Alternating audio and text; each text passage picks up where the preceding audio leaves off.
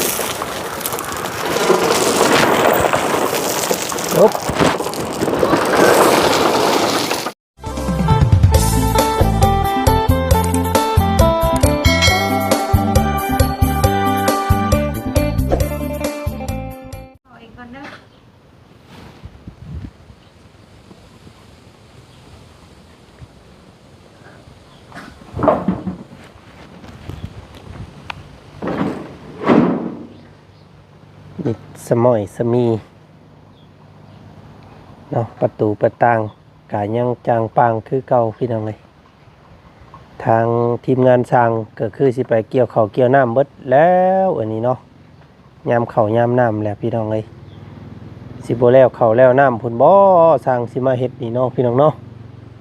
โอ้เนาะ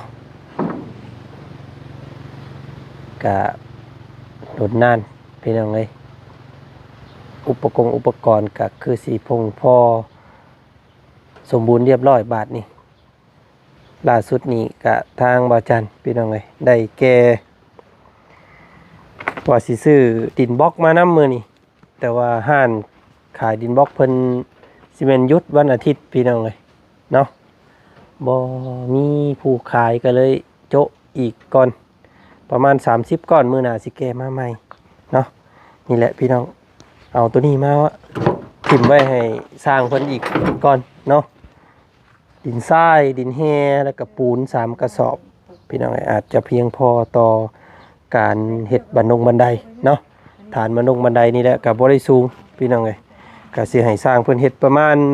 2ขั้นหรือว่า3ขั้นเนาะตัวฐานบันไดนี้ก็ซื้อว่าสำเร็จนะพี่น้องเลยเนาะขามาเฮ็ดดีๆกับประมาณ2 มื้อก็แล้วแหละพี่น้องเลยเนาะเดี๋ยวสิประสานหาทางสร้างเพิ่นตืมเพิ่นสิสะดวกมาเฮ็ดมื้อใดก็อยากให้มันแล้วไวๆหั่นแหละพี่น้องเลยเนาะมิตรสมัยจะมีอยู่พี่น้องทางเฮือนเพิ่นก็บ่มีผู้อยู่มื้อนี้เนาะไปหารับจ้างเกี่ยวข้าวบ่ได้บ่เนาะหรือว่าไปหานอน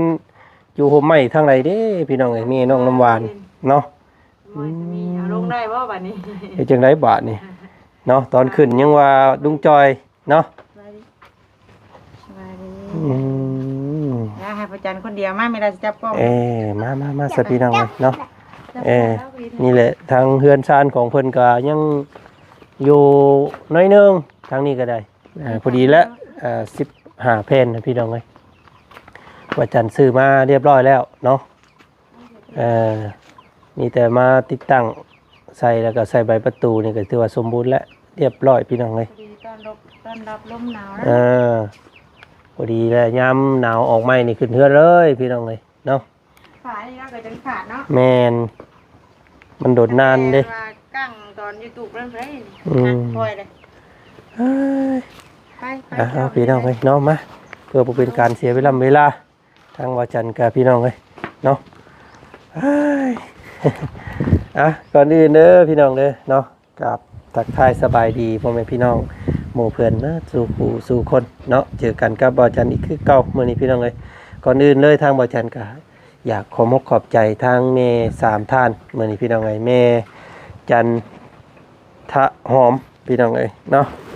เดี๋ยวเด้ออ่านชื่อเพิ่นก่อนแม่จันทะหอมคู่สกุลเนาะแล้วก็แม่เมตตาศรีลาลักษณ์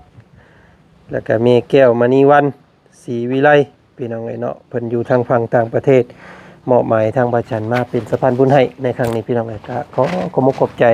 แม่ทั้ง3ท่านหลายๆเนาะเพิ่นมีอยู่150เนาะบ่าวจันก็สิซื้อเป็นปูนครับดินบล็อกนี่แหละพี่น้องเอ้ยเนาะก็สิไล่แห่ทรายก็บ่ไล่ก็ได้ตอนนั้นพี่น้องเอาของบ่าวจันเองเนาะไล่แต่ปูนครับดินบล็อกด้วยกันซอยเมเพิ่นอีกแห้ง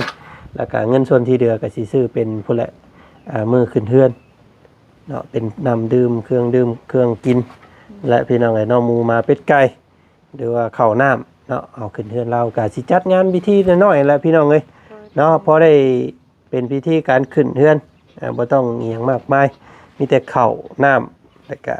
ไก่กาอีหยังพอเฮ็ดที่เด็กคลองเพิ่นนั่นแหละพี่น้องเอ้ยเนาะก็เอาเดี๋ยวบ่จันสิอ่านให้เราขอมุกขอบใจอีกทีนึงคิดว่าสิเป็นผู้หนึงผู้เดียวบ้านหลังนี้พี่น้องเอ้ยบ่แม่นเนาะหลายคนเกือบ1เจ้าแรกเพิ่นที่ว่าเพิ่นเปิดแรกๆเนาะ2 3 4 5 6ป้าตัว6คนยังบ่ได้นับตัวเอง7ทั้งตัวเองพุ่นแหละพี่น้องเอ้ย บ้านหลังนี้เนาะเอาเดี๋ยวสิมีผู้ใดนั่นเดี๋ยวสิอันว่าอ่านให้พี่น้องเบิ่งส้มอีกแล้วกันพี่น้องไอ้มื้อนี้มาเนาะเฮ็ดได้บาทนี่พี่น้องเอ้ยเอาป้าลุงเพิ่นก็ห้องน้ำเซลอยู่พี่น้องเอ้ยเนาะว่าโอ้ยรถใหม่สีถลอกไปแล้วว่าซั่น ว่าเป็นหยังเนาะพี่น้องเนาะมีแต่สีทิ่มปูนลงไว้นี้สิปูนลงไว้นี่ก่อนเด้ออ๊บโอ้โถเรือนหลังนี่ก็ว่าจันก็นักอยู่ได้พี่น้องนักเติบอยู่แล้วอ๊บทุกคนปูนนี่เลย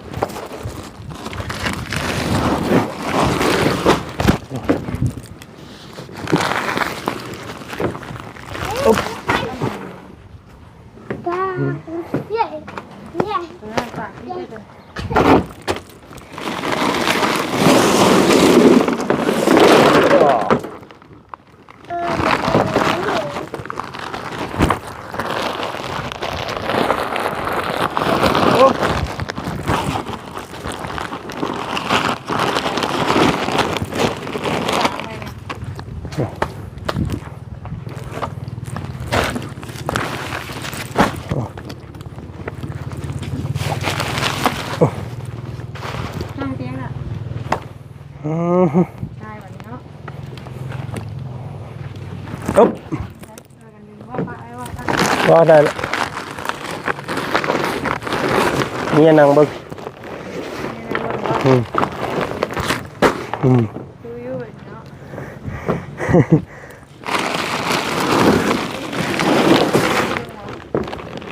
อ๊บแห่ทรายคือพ่ออยู่ดอกพี่น้องอ๊บ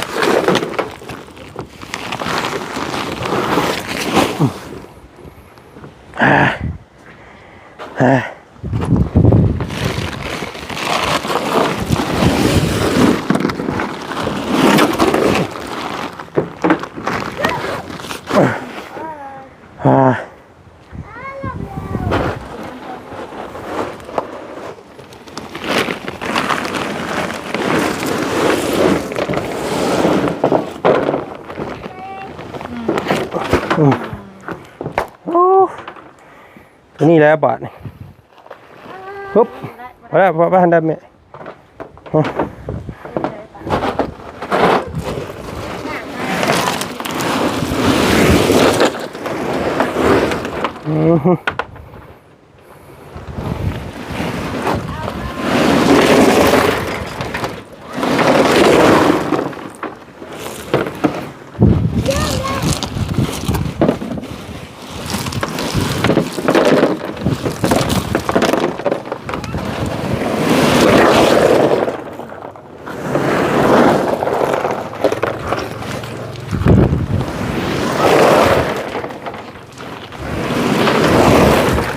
อฮึ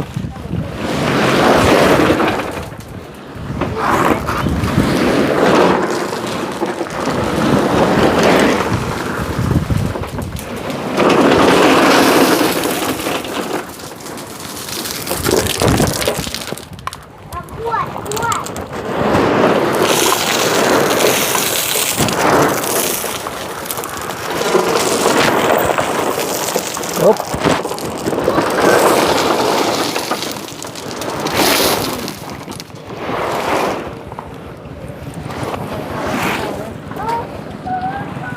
ป้าไปให้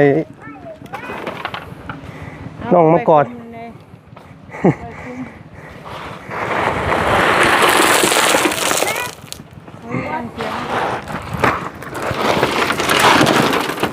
อุ๊บทีตลอดก็เลย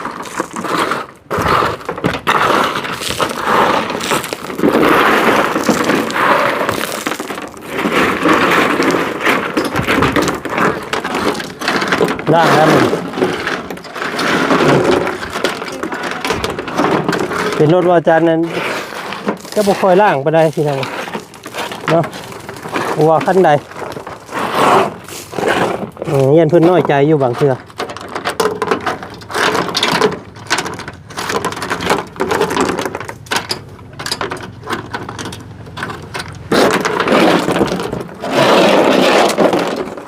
ก็ลูกสาวก็อยากซอย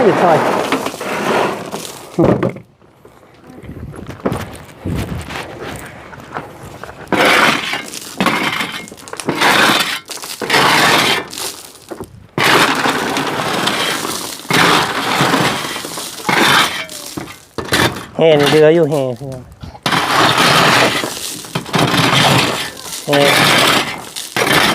ทรายเดือแล้ว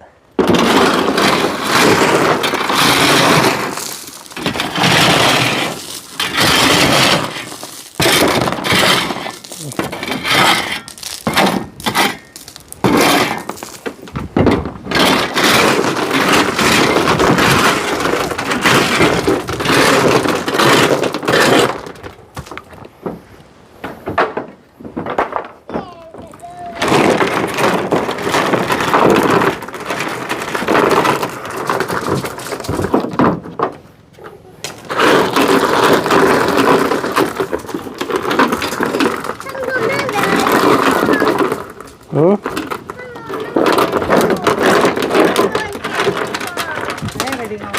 โอเค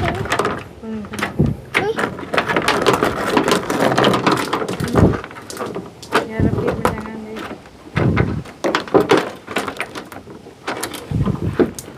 อุ๊บ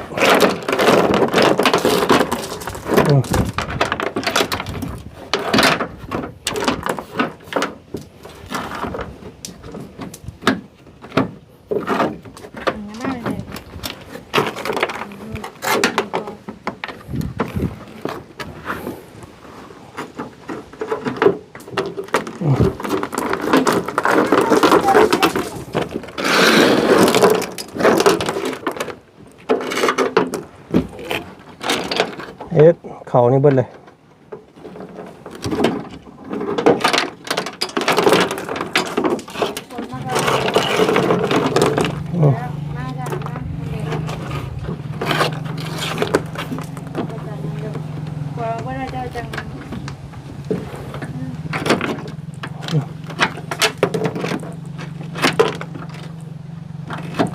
โอ้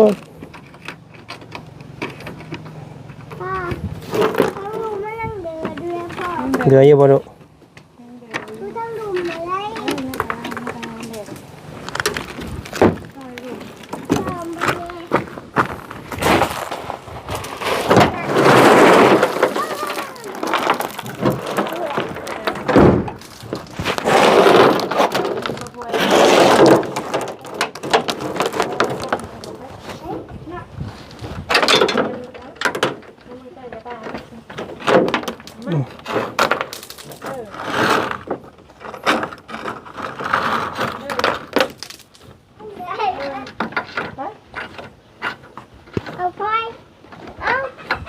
ก่อนดู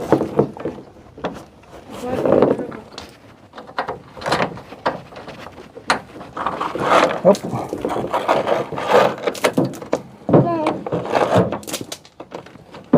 ช่วยเอาชาลินไปนำเด้อเป็นลูกมือเด้อ ตะกล้องให้บ่ เป็นตะกล้องเป็นลูกมือไหนเป็นช่วยไหนช่วยหามได้เบิดเลยเพิ่นเป็นคนเองนะคนแบบว่าเทนทรายได้เพิ่น บึน เฮ็ดอะไรเดี๋ยวเพิ่นพอจันไปล่าง อึ๊บ นะบ่ เฮ็ด เบื่อเจอนี่ มันเข่าเหิบเลย งับบ่ได้มาเจ้านะ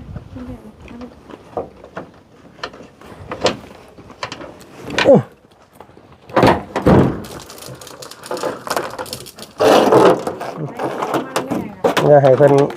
อันนั้นล่างเอา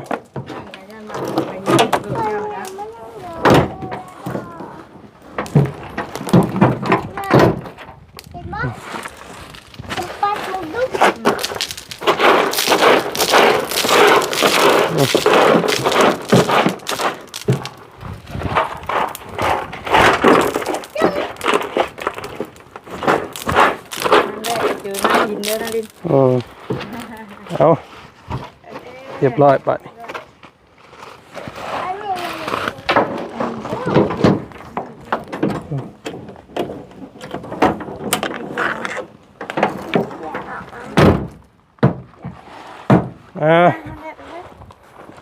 ก็สิได้อยู่ดอกเนาะอยู่นี่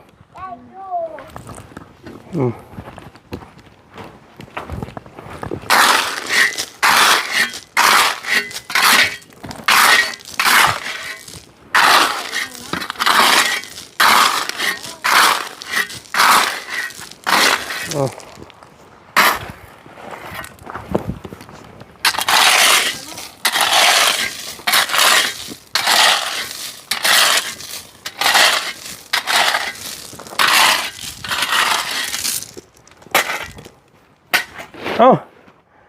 โอ้ดูฮอน ล้างมือเตี้ยนั้นล้างมือ เอาแล้วก็ ต้องเอาลงมาเปียกเกลือไว้ด้วย นั่งดิ เอาไว้ข้างในก็ดึง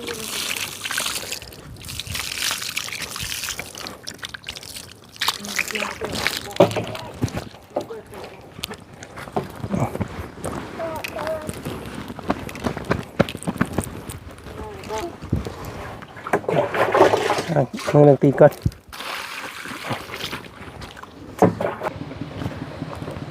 เนาะกะรู้สึกว่าโอ้ยพี่น้องเอ้ยทางบ่อจันนี่ทุ่มเทขนาดเนาะเกี่ยวกับเคสนี่ทั้งเรือทั้งแห้งและก็ทั้งปัจจัยเนาะแต่บ่ได้วางหยังพี่น้องเลยขอแค่อยากให้บ้านเฮือนซ่าน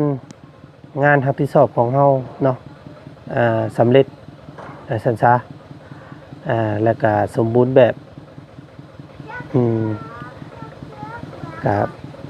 อยากซอยน้องเพิ่นนั่นแหละพี่น้องเลยเนาะน้องน้ำหวานกับแม่กับน้องมังกรเรากับบ่มีผู้ชายพี่น้องเลยส่วนเราสิเอาไผเนาะเอาลูกเอาผัวมาอยู่มาส้นน้ำอันนั้นก็เป็นส่วนโตของเราสันซาอนาคตเนาะเราสิหักสิมักไผก็สุดแล้วสันซาหลังจากวันเทือนซ่านหลังนี้สำเร็จทางบาจันกะสิไปทางอื่นทางไกลเนาะให้เราพัฒนาหรือว่าเบิ่งแย่งมันสิเกี่ยงสิก้อยสิหุงสิเฮืองไปหน้าก็ขึ้นอยู่กับตัวของเราเองว่าซั่นซะอันนั้นพี่น้องกันเนาะเฮ็ดให้ครอบครัวหนึงสมบูรณ์แบบประมาณนี้แล้วพี่น้องเอ้ยเนาะประตูประต่างหัวแคเนาะของนงห้องน้ำแล้วก็บ่งเลี้ยงไก่เลี้ยงกาแล้วก็ที่พักอาศัยว่าซั่นซะเนาะก็ขอมขอบใจเนาะพ่อแม่เบิดสุขุสุคนที่ร่วมด้วยช่วยเบาจันเข้ามาเนาะจนเฮ็ดให้เฮือนซ่านหลังนี้เกือบสมบูรณ์แบบแล้วพี่น้องเอ้ยเนาะก็เหลือแต่สร้างเพิ่นมาเฮ็ดบัดนี้ส่วนอุปกรณ์ถือว่าสมบูรณ์แล้วเนาะเพียงพอเบิดแล้วพี่น้องเอ้ยก็ติดตามเบิ่งเนาะสร้างเพิ่นสิมาเฮ็ดมื้อใดก็โอ้ยพี่น้องเอ้ยจักว่าแล้วเกี่ยวข้าวแล้วปั้นข้าวพุ่นไปจักดอกเนาะยามใดก็แล้วแต่พี่น้องเอ้ยทางบ่จันกระจายไปเบิดแล้วเนาะค่าส่งค่าสร้าง อีหยังก็จ่ายเบิดแล้วสมบูรณ์พี่น้องเลยเนาะอุปกรณ์ซื้อมาให้เบิดรอแต่สร้างอย่างเดียวบาดนี้เนาะจังไดก็ติดตามเบิ่งชมสิไว้สิซ่าสิดนสินั่นจังไดก็ ขึ้นอยู่กับสร้างบาดนี้พี่น้องเลยเนาะเนาะขอขอบคุณขอบใจเด้อมื้อนี้พี่น้องเลยเบิดสุขุสุขคนที่ว่ามาเบิ่งมาชมคลิปนี้จนเป็นปีพี่น้องเลยเนาะครบรอบปีพอดีเนาะประมาณนี้แหละปีกายนี่ก็ได้พี่น้องเลยเนาะที่ว่าเรามานอนอยู่มุงนี่นะก็เลยถิ่มเวลาส่วนหลุนนานไปว่าสันซะพี่น้องเลยจังไดก็ขอขอบคุณขอบใจเบิดสุขุสุขคนมื้อนี้พี่น้องเลยเนาะสำหรับคลิปนี้บ่าวจันไปก่อนพี่น้องเลยเนาะพบเจอกันอีกคลิปหน้าแล้วกันคลิปนี้ขอกล่าวคำว่าสบายดีพ่อแม่พี่น้องหมู่เพื่อนมาสุขุสุขคนเด้อไปลูกไปเดินทางไป